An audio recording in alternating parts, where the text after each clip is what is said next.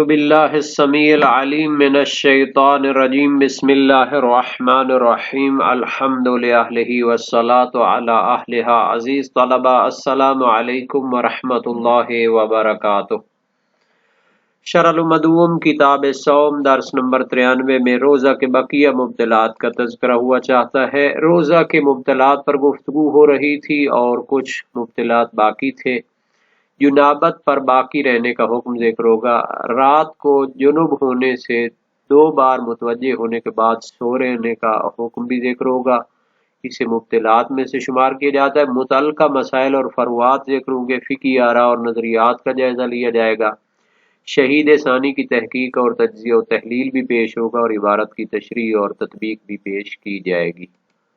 شہید ثانی فرماتے ہیں، شہید اول نے بھی اس کو اپنی عبارت میں ذکر کیا ہے کہ جب رات کو انسان جنب ہو جائے اور انسان جان بوجھ کر، جب اس کو علم بھی ہو چکا ہے، وہ اس پر جنابت پر باقی رہے تو پھر کیا ہے اس کا روزہ باطل ہو جاتا ہے اور یہ بھی مبتلات میں سے شمار ہے، چاہے اس نے غسل کرنے کی نیت کی ہو یا نہ کی ہو، لیکن جان بوجھ کر جب وہ جنابت پر باقی رہتا ہے اور غسل نہیں کرتا تو اس کا روزہ باطل ہو جاتا ہے۔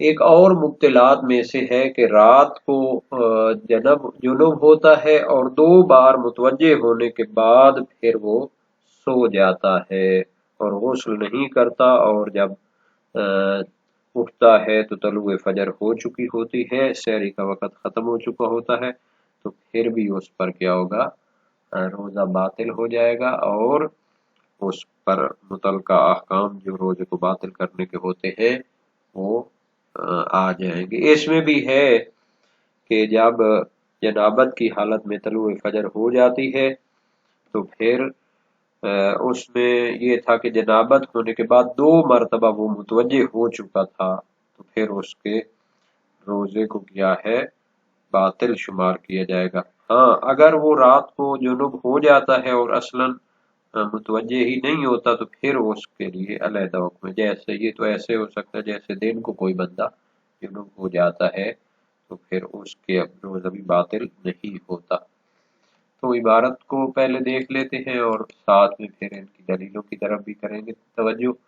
والبقاء علی الجنابۃ مع علمہ بہا لیلا سواء نوى الغسل ام لا، جنابت پر باقی رہنا جب رات کے وقت سے علم ہو چکا تھا کہ احتلام ہوا ہے یا جنابت ہو گئی ہے اور واجب ہو گیا غسل، تو اگر اسی حالت پہ باقی رہتا ہے جان بوجھ کر تو پھر وہ روزہ باطل ہوگا۔ سواء نوى الغسل ام لا، چاہے اس نے غسل کرنے کی نیت کی ہو یا نہ کی ہو، نیت سے اب نہیں چلے گا، بلکہ جب غسل واجب ہو چکا ہے تو اسے غسل کرنا چاہیے۔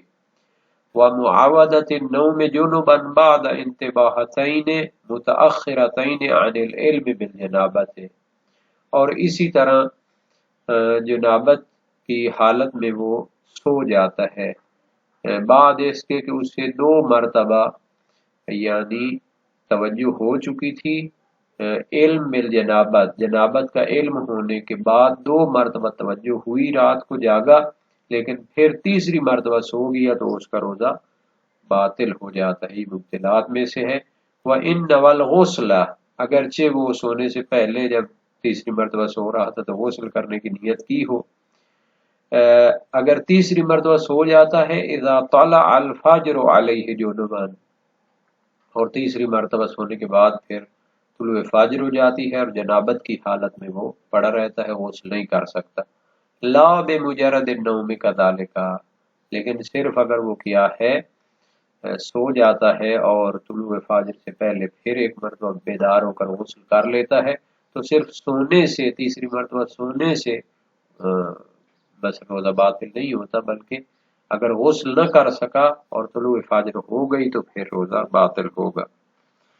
تو بقاء علی الجنابہ جو ہے مبتلات میں شمار کیا گیا، مشہور علماء و فقہاء نے اس کو شمار کیا ہے مبتلات میں سے، روایات بھی اس پر دلالت کرتی ہیں۔ موثق ہے ابو بصیر کوفی جلیل القدر سے کا راوی ہے امام صادق علیہ السلام سے، فی رجل اجنب فی شہر رمضان باللیل ثم ترك الغسل متعمدا حتى أصبح قال عليه السلام يعتق رقبة أو يصوم شهرين متتابعين أو يطعم 60 مسكين. وسائل الشیعہ باب 16 ابواب ما یمسک عنہ الصائم حدیث دوم.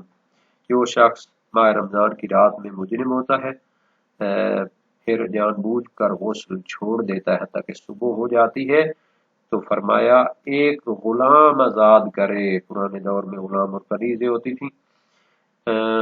یا پھر 2 مسلسل مہینے روزے رکھے یا پھر 60 مسکینوں اور فقیروں کو کھانا کھلائے.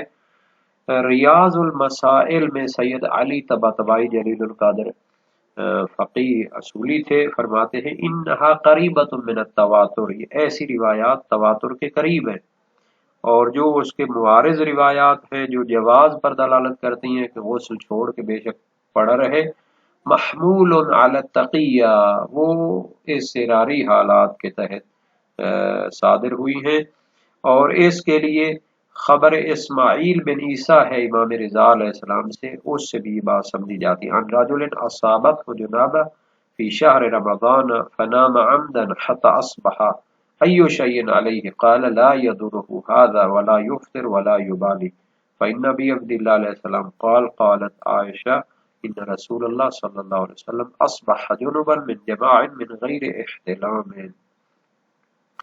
یعنی اس روایت میں جو قرائن ہیں وہ اسی طرف سمجھاتے ہیں. ایک شخص کو رات ماہ رمضان کی رات کو جنابت ہوئی، وہ جان بوجھ کر سو گیا حتیٰ صبح کی، تو کیا چیز اس پر ہے؟ تو جواب دیا کہ اس پر کوئی ضرر نہیں ہے، اس کا روزہ باطل نہیں ہوتا، اسے کوئی پرواہ نہیں کرنی چاہیے، کیونکہ بی بی کی روایت ہے کہ نبی اکرم جماع سے جو ہے نا جنابت ہوتے تھے بغیر احتلام کے، اور جمع کرنے کے بعد جنوب ہوتے تھے، اور روز کیا ہے صبح کر لیتے تھے اور غسل وغیرہ نہیں کرتے تھے. تو نبی اکرم کے بارے میں اس طرح کی بات قابل غور ہے. روایات جو اہل مثلا وسائل الشیعہ باب 13 ابواب ما یمسک عن الصائم میں ہیں، تو ایسی روایات مشعر میں اضطراری حالات ہیں. یہ حکم جیسا کہ ماہ رمضان میں جاری ہوتا ہے اسی طرح اس کی قضاء کے بارے میں بھی جاری ہوتا ہے. صحیح عبداللہ بن سینان کی وجہ سے امام صادق علیہ السلام نے فرمایا عن الرجل یقضی شہر رمضان فیجنب من اول اللیل ولا یغتسل حتی یجیء آخر اللیل وهو یرى ان الفجر قد طلع. ایک شخص ماہ رمضان کی قضاء کر رہا ہے تو رات کے شروع میں جنابت ہوا اور غسل نہیں کیا حتیٰ کہ آخر شب ہو گئی اور طلوع فجر ہو گئی. قال علیہ السلام لا یصوم ذلك اليوم ویصوم غیره، اس دن روزہ نہیں رکھ سکتا اور کسی دوسرے دن روزہ رکھے. وسائل الشیعہ باب 19 ابواب ما یمسک عن الصائم.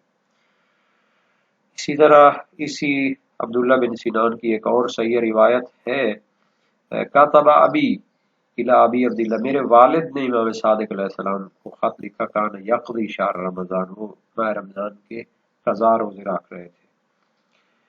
قال انی اصبحت بالغسل واصابتنی جنابہ، مجھے غسل کرنا ہے اور جنابت طاری ہے. فلم اغتسل حتی طلع الفجر، اور میں نے غسل نہیں کیا حتی طلوع فجر ہو گیا، تو کیا قضا کا روزہ رکھ سکتا ہوں؟ فاجابہ علیہ السلام لا تصم هذا اليوم وصم غدا، اس دن روزہ نہ رکھو اگلے دن روزہ رکھو. تو جو منتہی المطلب فی تحقیق المذہب میں علامہ حلی نے فرمایا ہے کہ اس حکم میں قضاء رمضان کی رات کو جو غسل واجب ہوا ہے اگر وہ نہ کر سکے یا نہ کرے تو اس دن روزہ نہیں رکھ سکتا، اس حکم میں وہ تردد فرماتے. اور معتبر میں محقق حلی صاحب شرائع وہ یقین کرتے ہیں کہ اس سے روزہ باطل نہیں ہوگا قضاء والا. تو یہ بات اپنی جگہ قابل غور ہے، یعنی نظریہ صحیح نہیں ہے. ہاں مستحب روزے میں مشہور یہ ہے کہ جان بوجھ کر جنابت کرے تو وہ روزے کو باطل نہیں کرتا. صحیح عبداللہ بن مغیرہ ہے حبیب خثعمی سے قلت لابی عبداللہ علیہ السلام اخبرنی عن التطوع وعن هذه الثلاثة ایام اذا اجنبت من اول الليل فاعلم انی اجنبت فانام متعمدا حتى ينفجر الفجر اصوم او لا اصوم. قال علیہ السلام سن، کہ موسیٰ صاحب روزے کے بارے میں مجھے فرمائیے، اور 3 دن جن میں روزہ کی تاکید ہے موسیٰ صاحب کی. جب میں رات کے شروع میں جنوب ہوتا ہوں فَأَعْلَمُ أَنِّي أَجْنَبْتُ، اور مجھے یقین ہے کہ میں جنب ہوں، پھر جان بوجھ کر سو جاتا ہوں تک طلوع فجر ہو جاتی ہے، روزہ رکھوں یا نہ؟ فرمایا روزہ رکھو۔ وسائل الشیعہ باب 20 ابواب ما یمسک عن الصائم۔ اما الواجب غیر شہر رمضان و قضاؤہ، اچھا ماہ رمضان کے علاوہ واجب روزے اور ان کی قضاء کے بارے میں مشہور یہ ہے کہ جان بوجھ کر جنابت کی حالت میں رہنے سے روزہ فاسد ہو جاتا ہے، اسے ماہ رمضان اور اس کی قضاء سے وہ لیتے ہیں جس طرح وہ واجب ہے اسی طرح دوسرے واجب بھی۔ بہرحال چونکہ یہ مستحب روزے سے تو نہیں ملتا اس کی ماہیت۔ تو یہ ہو گیا جان بوجھ کر واجب روزے میں اگر جنابت کا غسل نہیں کرتا رات میں واجب ہوئی تھی تو پھر اس کو واجب روزہ رکھنے کی اجازت نہیں ہے۔ یہاں تک حکم ہے کہ 2 مرتبہ متوجہ ہونے کے بعد تیسری مرتبہ سو جائے اور صبح تک غسل نہ کر سکے تو پھر اس کا روزہ بھی یعنی باطل ہو جاتا ہے۔ اس کے اوپر وجوب قضاء کے بارے میں تو کوئی اختلاف نہیں ہے، صحیح ہے۔ عبداللہ بن ابی یافور جلیل القدر سے کراوی ہے، قلت لابی عبداللہ علیہ السلام الرجل یجنب فی شہر رمضان ثم یستیقظ، ایک شخص رات کو ماہ رمضان کی رات کو مجنب ہوتا ہے اور پھر جاگ جاتا ہے، ثم ینام ثم یستیقظ ثم ینام، پھر سوتا ہے پھر جاگتا ہے دوسری مرتبہ، ثم ینام حتی یصبح، پھر سو جاتا ہے حتی صبح ہو جاتی۔ قال علیہ السلام، امام نے فرمایا یتم صومہ ویقضی یوما آخر، اس روزے کو بھی مکمل کرے اور ایک دوسرے دن اس کی قضا کرے۔ وَإِن لَمْ يَسْتَيْقِظْ حَتَّى يُصْبِحْ أَتَمَّ صَوْمَهُ وَجَازَ لَهُ، اور اگر وہ رات کو جاگتا نہیں ہے حتیٰ کہ صبح ہو جاتی ہے تو روزہ مکمل کرے اور اس کے لیے وہی کافی ہے۔ وسائل الشیعہ باب 15 ابواب ما یمسک عنہ الصائم۔ تو بہرحال 2 مرتبہ متوجہ ہونے کے بعد تیسری مرتبہ جان بوجھ کر سونا اور غسل جنابت نہ کرنا، اس سے یعنی قضا تو واجب ہوگی۔ وجوب کفارہ جو ہے وہ شیخین یعنی شیخ مفید اور شیخ توسی، ابن حمزہ، ابن زہرہ حلبی اور حلی ابن ادریس حلی مراد ہے۔ علامہ حلی شہید اول اور محقق ثانی کرکی سے منقول ہے، بلکہ غنیت النزو ابن زہرہ وسیلہ سے اجماع کا دعویٰ بھی ہے، لیکن دعویٰ اجماع اس پر مجازفہ ہے چونکہ محقق حلی نے شرائع الاسلام میں تردد کیا ہے اور معتبر میں اس کے کفارہ نہ ہونے کا یقین کیا ہے، اور علامہ حلی نے منتہی المطلب میں اس میں کیا کیا ہے، ان کی پیروی کی ہے، اور ان دونوں کی جب مخالفت موجود ہے تو اعتماد کرنا اجماع پر قابل غور ہے۔ تو بہرحال یہ 2 جو تھے مبتلات ان کے بارے میں بھی ہو گیا۔ اچھا یہ جو روایات ہیں روزے کے بارے میں ساری کتب اربع اور باقی کتب حدیث سے جمع کی گئی ہیں وسائل الشیعہ میں، 20 جلدی جو وسائل الشیعہ اس کی جلد ہفتوں میں یہ چیزیں آ گئی ہیں، اور یہ پوری جلد جناب علی وسائل الشیعہ کی اردو والا جو ترجمہ ہے اس میں بھی 7ویں جلد ہے، اور یہ ٹوٹل جو جلد ہے یہ تقریباً 300 سے زائد صفحات پہ مشتمل ہے۔